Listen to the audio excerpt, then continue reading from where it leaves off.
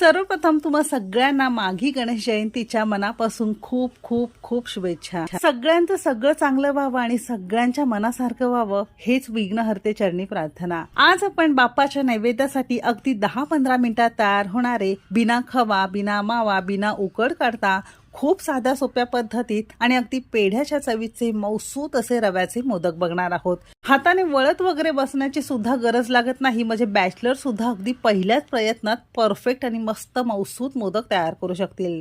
Recipe नेहमीप्रमाणे भरपूर टिप्ससह तुमच्यासोबत मी शेअर केलेली आहे, म्हणून ती अगदी शेवटपर्यंत नक्की पहा।